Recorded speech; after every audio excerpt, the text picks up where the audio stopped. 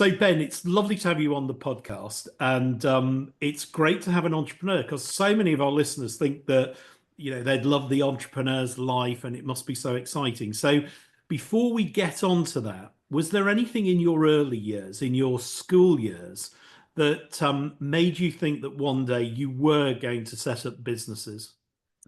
I wouldn't say so. No, I would put myself in the accidental entrepreneur camp in that sense. I think I had quite a sort of classic growing up. Actually, I grew up in Greece for the first 10 years of my life. So my dad worked in shipping. So I lived out there for the first part of my life and then moved to East Anglia and Suffolk, where I went to school and then eventually went to university and moved to London after that. So there was nothing throughout. I've always quite liked the performative element, which is, I suspect, why I like the social media stuff.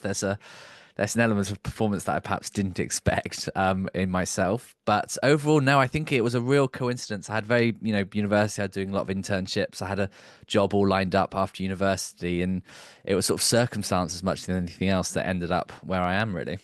So going back to the younger you at school, were Mm. you academic? I mean, what subjects did you like? I Sporty? Very sporty. I've got sort of there's four of us siblings wise, so it's a very sporty family. So a lot of tennis and hockey and cricket and rugby and all of that.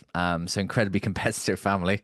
My mum especially. And then we have sort of subjects wise, it's quite essay based, I guess. I sort of prefer the histories and the Englishes of the world rather than the more maths and physics. But I wasn't, I was fine at it. I don't think I didn't set the world alight in any sort of academic sense. And I just, I think a lot of stuff that's happened in my career is just because an opportunity came along and I said yes to it. And often think that's half the fight, as it were. But overall, yeah, no, it was a sort of standard sort of school upbringing in that sense. I did classics at university, so sort of Latin and Greek and ancient history and stuff. I use that all the time, as you can probably imagine. And then was all set to go into shipping insurance, actually underwriting. I had an internship over university, had a job all lined up, and then the company I was due to start with got bought sort of a month before I moved to London. So sort of had a few months sort of trying something else, and then I met my business partner Chris, who said, "I've got this idea. I've started doing this. What do you reckon?" And that's what Verb was born, I guess. Okay, so before we come on to you setting up Verb and the marketing, you went to Warwick University, Correct. you studied classics. Classics with ancient history, yes. Yeah, I read archaeology and ancient history. Oh, So there you go. there you go. Yeah, You can do these degrees and survive. So did you enjoy the degree? I loved it. I think it's weird. It's quite trendy to sort of trash university these days, and I can kind of see why, especially in regards to like where the funding goes and everything like that. I think for me, I needed university. I was quite an immature 18-year-old, for want of a better phrase, and I think a lot of kids, 18, I guess adults. Some are adults, some are kids. I think at 18, and I was definitely in the kid camp. So I think for me, there was a maturing required that university massively helped with. I loved my time there. Huge amount of sports, some very close friends who I still have today. Was it the most academic 3 years of my life? Probably not. But in regards to what I got out of it, I would absolutely put that in the success column. And you said you did numerous internships. What did you do?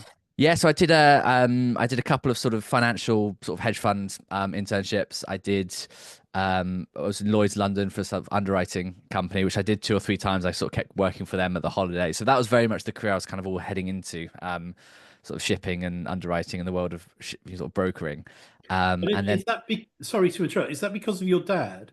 That It's sort of de- shipping link? it was definitely how I got the internship. Was my dad knew someone who I sort of went to spend a couple of days with, really liked the team. They said, "Oh, do you want to come back next holiday?" So it very much started in that sense.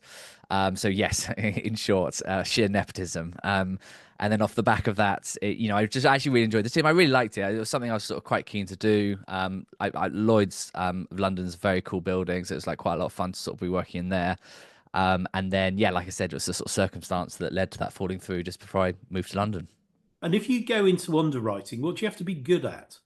Do you know what? To this day, I'm still not that sure. I think it's a very sort of relationship based element because it's so mathematical now in the sense of it's not like gut feel. It used to be sort of back in the day, I think this is a risky investment or not. Now it's very much you're working within sort of margins that you just can't sort of break in any sense. So it's actually much more about the personal relationships of who do you know, do they want to do business with you. So it's a very social, the Friday lunch club and all of that. It's a very social part of the world in that sense. So it's a very sort of personal based business, I would say. It is very interesting as well. So yeah, I had a lot of fun doing it, and I'm sure if I'd gone down that route, I would have had a good time. But yes, fate had another path for me, I guess. So before we get on to that fate, you left university. What was your first job? So first job, well, it was meant to be that, and then I did recruitment for about 3, 4 months. Just as a sort of something where I'd moved to London and needed a job. My first actual job was working on a farm.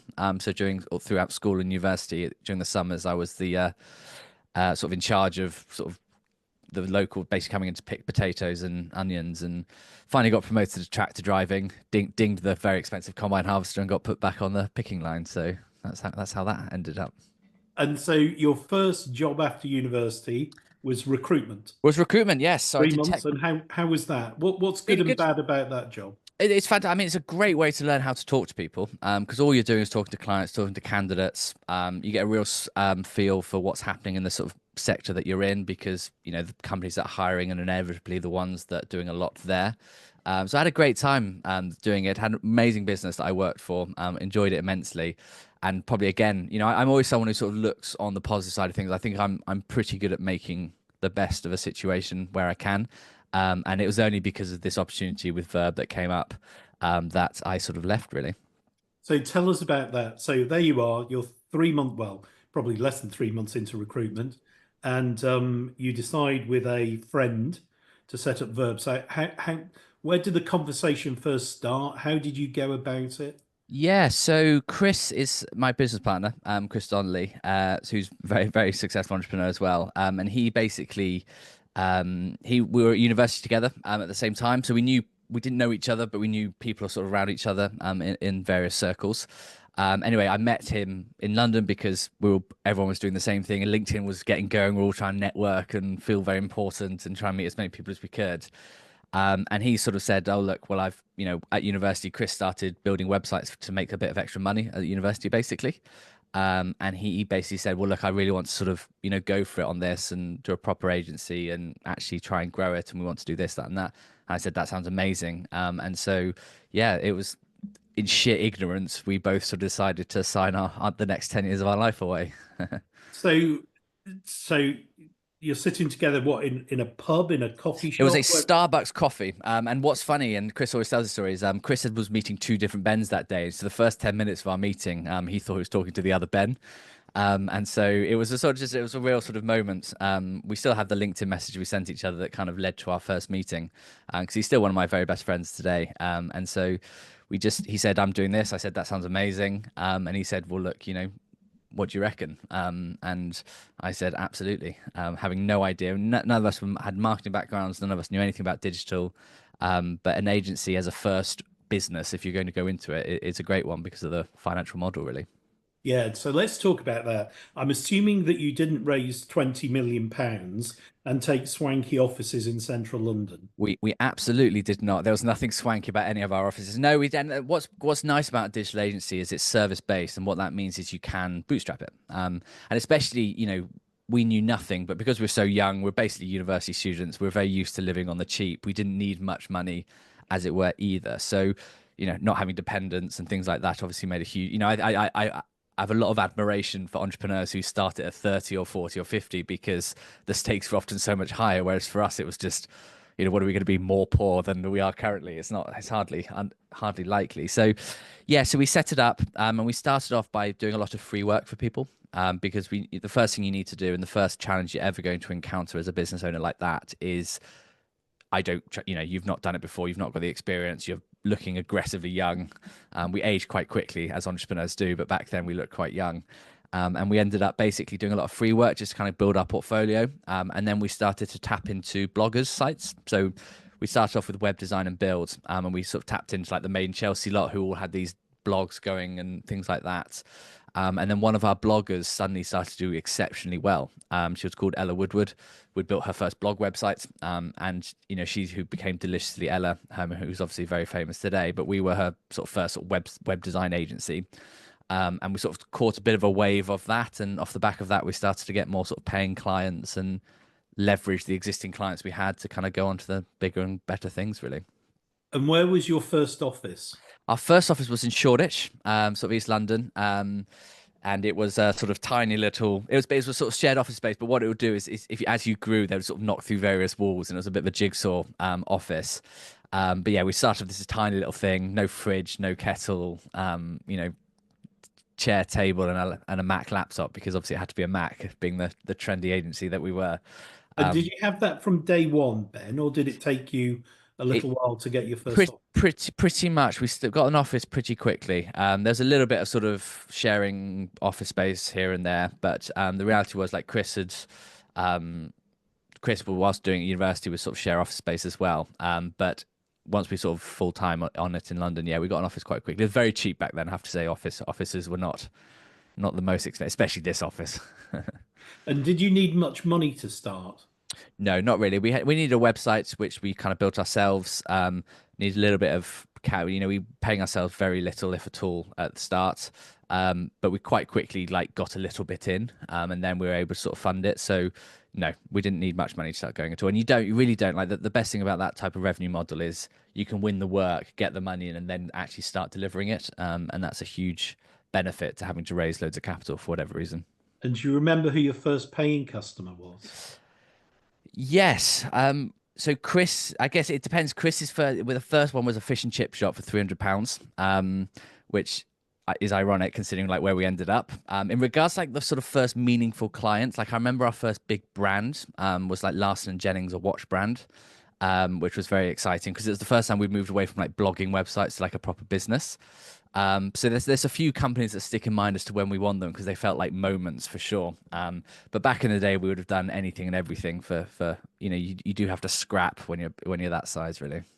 So talk to us about that scrap. Talk to us about those 10 years from, the two of you in a kind of a small office doing free websites, getting the fish and chip shop for 300 quid. Take us all the way through to selling the business 10 years later and how well you did. What do you see as being all those milestones for you? Yeah, so I think so. There was so we had a third business partner as well, who sort of left halfway through the journey. So kind of Chris started the sort of our first revenue was when Chris was at university, and then we sort of joined up full time after uni. But essentially, what happened was Chris and I were very good at sales, but we couldn't do the work.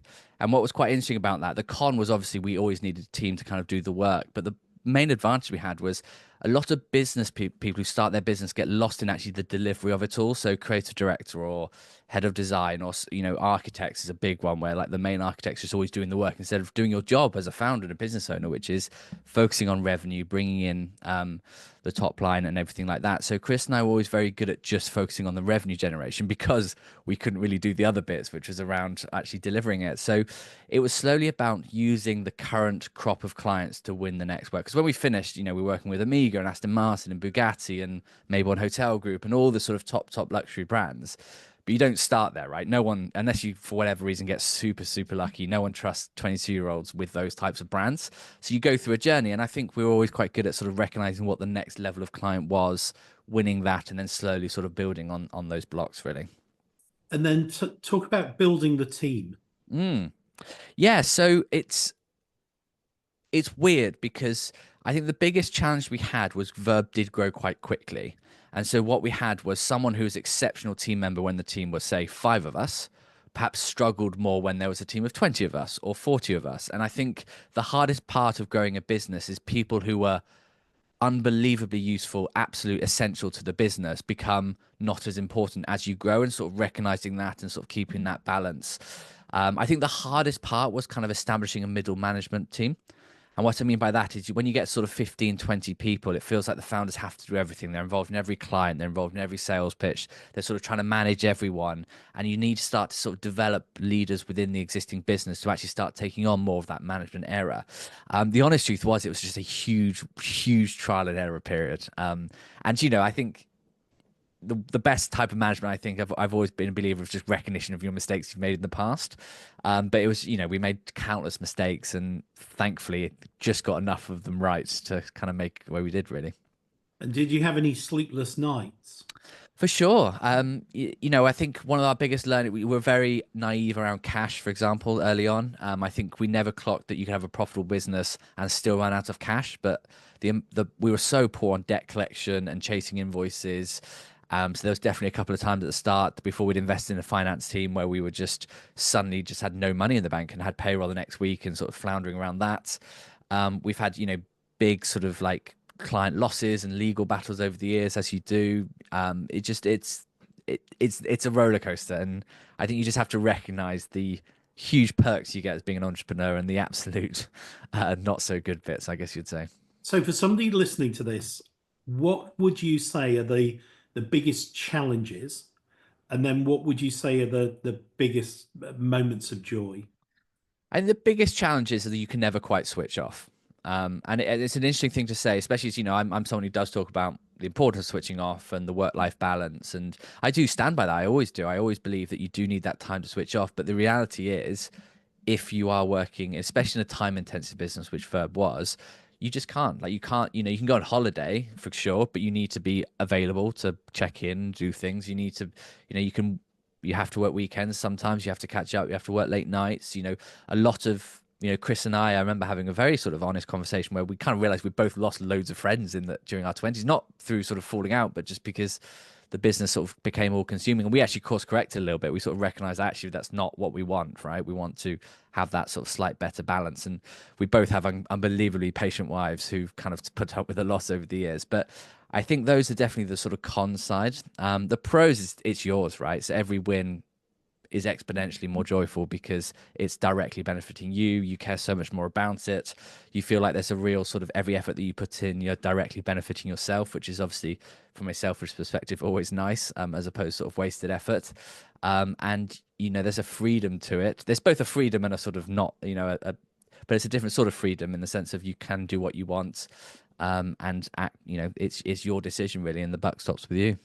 And do you have a view on what kind of person, what kind of characteristics are best suited to an entrepreneurial life? No, I think everyone's different. I think you need to be driven. I think you need to be quite competitive. I do fundamentally believe that because in a lot of ways, in order for you to win, someone needs to lose out. If you're sort of operating like a market share industry.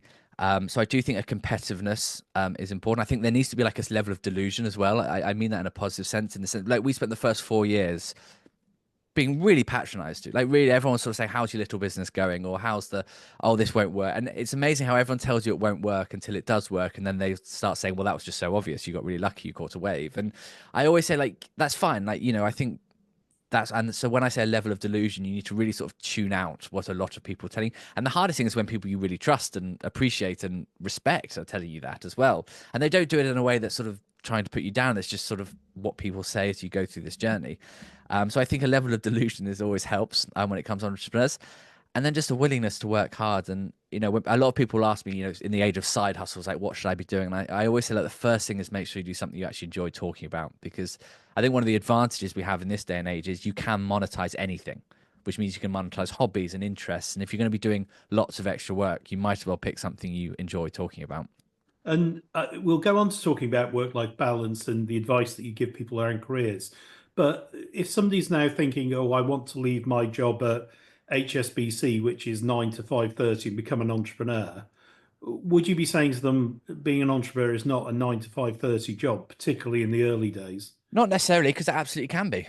There's plenty of examples of one, two, three people, companies who have a great lifestyle business which has a few £100,000 profit a year. That's eminently possible to do 9 till 5:30. That's actually, if I'm being very honest, very possible to do Monday to Wednesday. Um, in regards to that, it depends what you want, right? If you want to scale a business to global size, international offices, there are going to be sacrifices, right? You've got to give up something in return for getting all of that. And that might be in your health, in your exercise, it could be in your sleep, it could be in your family, it could be in you can't have it all. Like you can't. So it's not about sort of saying don't do it, or it's going to be, I just say, be aware that it comes with a cost. And if you're willing to pay that cost, amazing, go for it. I'm all for it. I love, I'm a huge entrepreneur. I think I always will be. I'm always for businesses.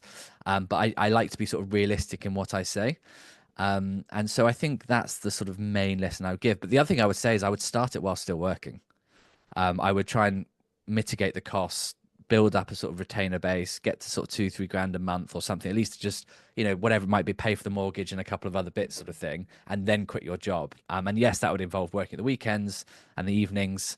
But I would definitely always advise starting it while still working, rather than go all in straight away. And how many years into Verb did you rub to your hands together with Chris and say, this is good? This is going really well now. How long did it take you to get that feeling? I think when we started winning our first proper retainers, so we were a web design and build company before we went full service. And I think the problem with web design and builds is project-based revenue. And that's great, but what that basically means is you always need to winning more work, and it doesn't give you that confidence to hire people in the long run. Whereas actually what you want is retainers where companies will pay you a certain amount a month to do your digital marketing, your social media, where it's more of like a retainer base. Once we went full service and started to do retainers, I remember getting to, I think it was like £50,000 a month in just retainers. And I think that's when we started to feel like because I think we were poorer than all of our friends for the first few years, for sure. Like, we went to good university, like a lot of university friends went straight to like, everyone joined Deloitte as far as I could work out, or PwC basically, certainly in our sort of uni lot. And so, people, it felt like we were behind the curve in a lot of ways. And then suddenly we just sort of exponentially overtook just because it compounds a little bit. So I would say probably when we're about 25, maybe 26, it's probably about 25 when it really felt that we had something, as it were. And then talk us through the process of selling. So you've Mm. built this up, you're hugely successful, you're working with these massive brands. There's you and Chris. How do you start having the conversation that says, oh, I think we should sell it now? We're 10 years in and go and do something else. How does that work? Yeah, so Verp had basically reached the size where we either sold it now or we would grow it to like the next level over another 5, 10 years. And the honest truth was, Chris and I, we'd gone through COVID as well. It's like end of 2020, 2021 when we started to have this chat.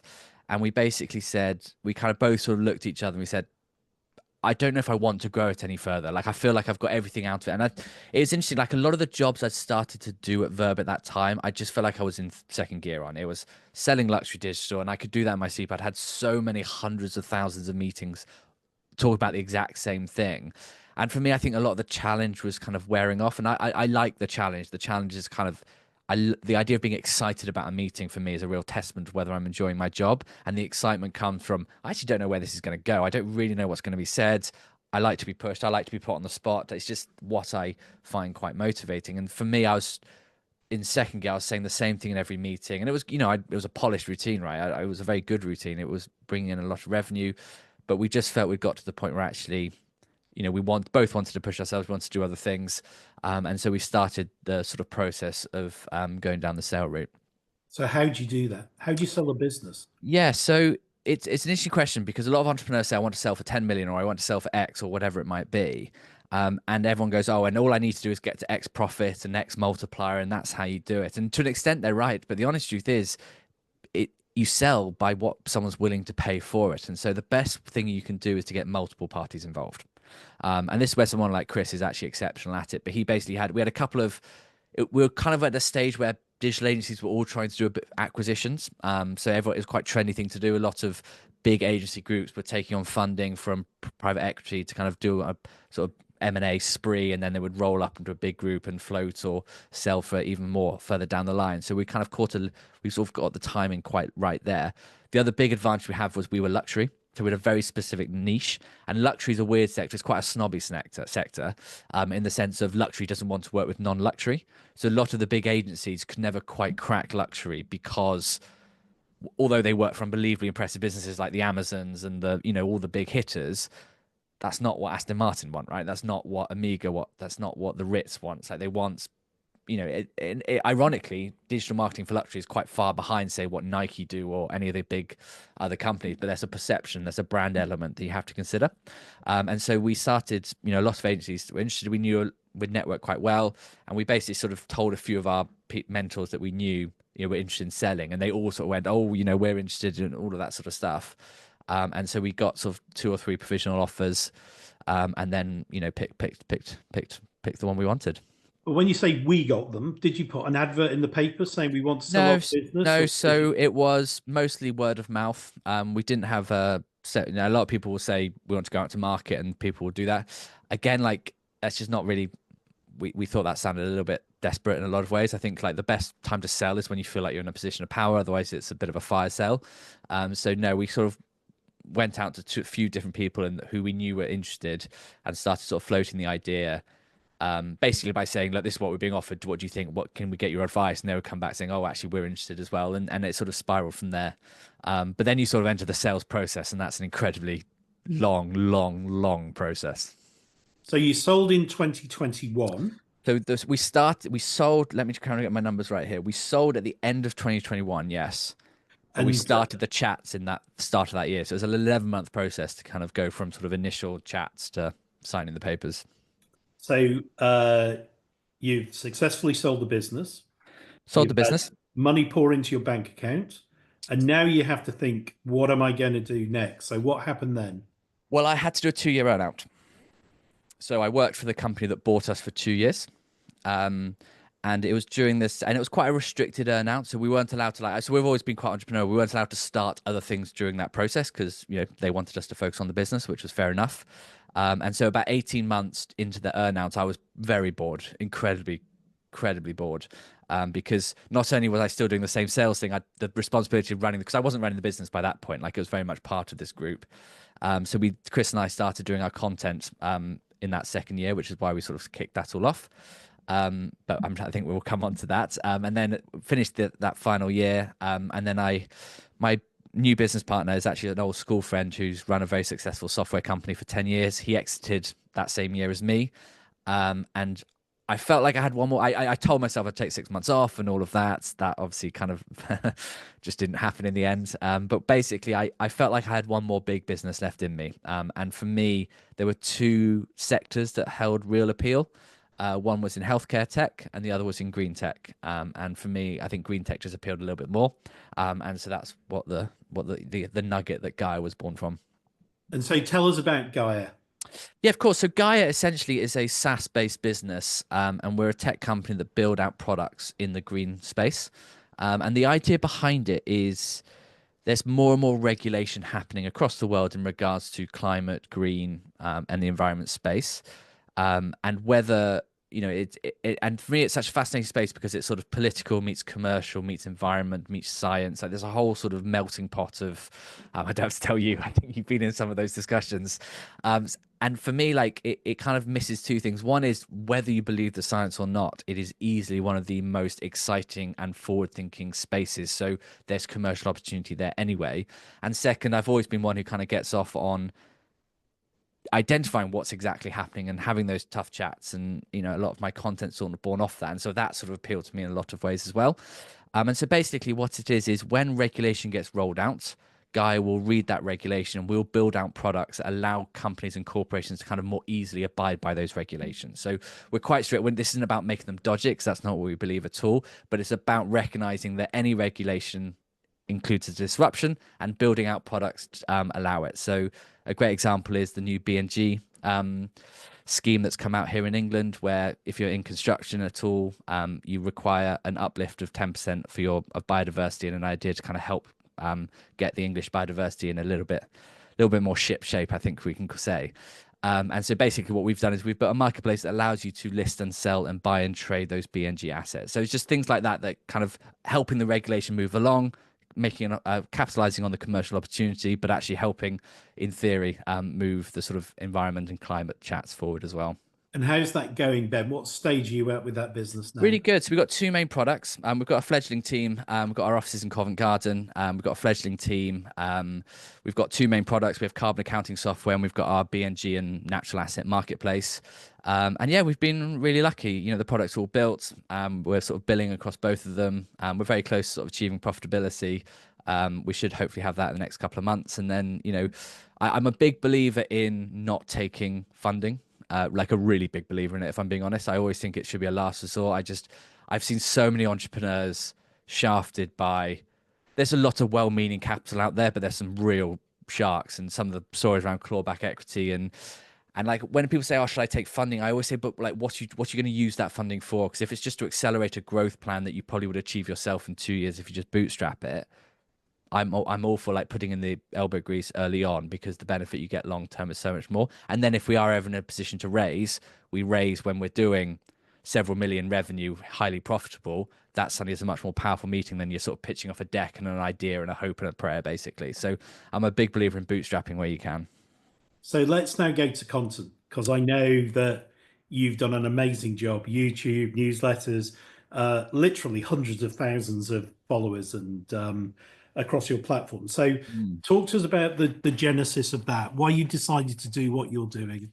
So I'm. It started off by recognizing that personal brand is a huge part of being an entrepreneur now. I think the recognition that if you have a following and a profile, it makes all of your entrepreneurial efforts a hell of a lot easier. So that's kind of where it started. That's why we started filming content. The other part was because we weren't allowed to do anything else and we were a little bit bored. So we sort of started sort of filming ourselves early on. And if you ever saw my early stuff, it's absolute terrible. It's all the sort of rubbish, sort of, just absolute nonsense. But it started sort of progressing quite quickly. And the main reason it started to progress was we started off by just seeing so much nonsense business advice out there. Just really, really, really, as in not just sort of, I disagree with you, just if you took that advice, I genuinely think you'd run into real issues if you ran your business. So we started off just like, I just was responding to those clips. So I'd, react to them saying, no, you don't want to be doing that. Like, please don't do this. Like, I actually made that mistake. Definitely don't. And it started off like that. And then one time someone just shared me a recruitment story that they'd just gone through. And I think it was off the back of me talking about an entrepreneur, talking about how to recruit or something like that. And I thought, well, that's a mad story. I'm going to read that out. And it absolutely blew up. And I thought, oh, okay, that's quite interesting. And then because I started doing that, more people started sharing stories. And then it sort of morphed from like terrible recruitment stories into like bad boss stories. And yeah, off the back of that, it just, sort of tapped into something. I think I'd probably a slight feeling of, lack of motivation perhaps across the world in regards to work. And yeah, I was very fortunate that it just all sort of blew up from there. And yes, like you said, it's been a bit of a journey. It's been quite the number of views. I think that's the thing that's blown my mind more, is the amount of views that you get, and the power of social media in that sense is, yeah, slightly ridiculous. And so, how does the economics of that work? Because people listening to this will think, oh, I can understand the digital agency and you make websites and then you offer all these services around the web and social media companies. And then people will understand Gaia and they'll understand O Energy and green. So, how does it work if you have a content platform? Yeah, of course. So there's sort of 3 or 4 ways you can kind of monetize that. One is actually through the content itself. So YouTube, Facebook, TikTok will pay you revenue based on views. So straight away you've got an earning line there. The second is brand partnerships. So I'm in the B2B space, which is quite a popular space. So companies will, and I get asked a lot. I think it's because there's an association with people liking my channel and sort of thinking if they can be associated with that, then it works for them. So I'm very selective of who I partner with, but I do partner with brands who I basically, if it's something I use with my businesses, I'm very happy to partner with them. That's kind of the rule I have with myself. So I will, promote sort of brands like that, and you get there. I get a lot of sort of speaking gigs, sort of paid to do sort of things like that. I've got a book deal coming off the back later this year. I've got sort of things like a management course coming out and things like that to kind of help support sort of some more products as well. So there's multiple ways you can kind of monetize it. And yeah, like I said, I'm very fortunate because I tapped into something I didn't think I would ever sort of get involved with. And I'm very lucky. I believe quite strongly in my content. I think the challenge a lot of content creators have is they don't believe their own content, but they're kind of trapped by the algorithm. They have to keep saying what their audience wants them to say. And I think that's definitely a downside to social. But yeah, it's a very, I'm very fortunate to be in the position that I'm in from a monetary perspective, for sure. And what gives you the greatest joy?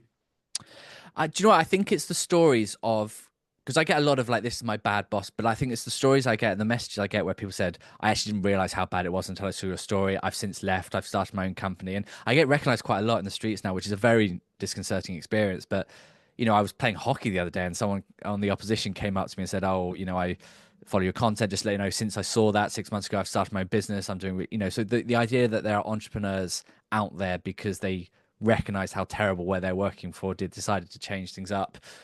So those are the ones that really sort of pull on the heartstrings, because that just feels great, because that's everyone feels like a winner at that point. So what's next for you, Ben? Yeah, good question. I'm getting more involved in sort of like I'm being invited on a lot of radio shows like LBC and stuff, which I'm enjoying immensely. So I like the debates of what's going on. I think for me, I always say everyone confuses me with like a career expert and HR expert, and I always say, look, that's not what I am. I just happen to believe that if you want a successful company, the best thing you can do is motivate your team and get. And everyone agrees with me. That's why I always say my content's so idiotic in so many ways because I don't think anyone disagrees with me when I say I'm just saying the bleeding obvious, which is if I give you the choice between a motivated team or an unmotivated one, like you're not really going to tell me that it's a very sort of odd position to be in. But for me, my priority is very much Gaia to kind of keep growing that, try and make it a success, and see where we go there because I think it's an exciting time for the next 2-3 years.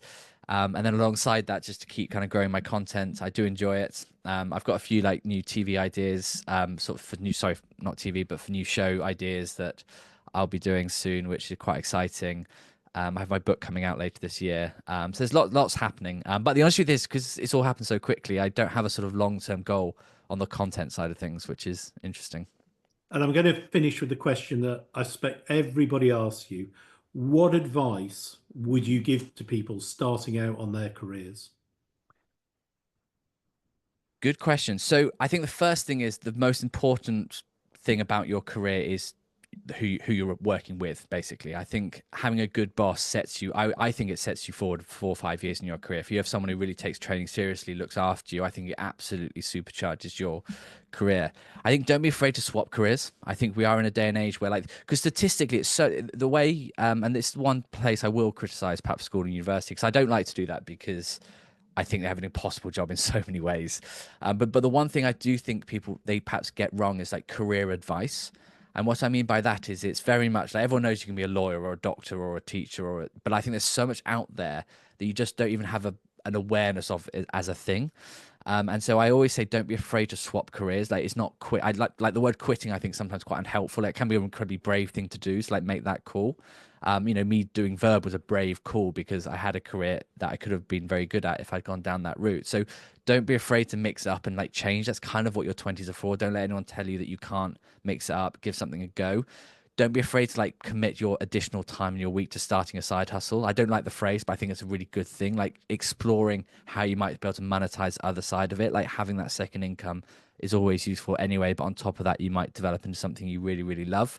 But most of all, just do you enjoy it? Are you happy 80% of your time is a really good barometer as to whether you actually are in the right place because no job's perfect, right? You're going to have a bad week, you can have a bad day, but like as a core, when you look at 6 to 8 months, you should be enjoying it most of the time, and you really should. I don't.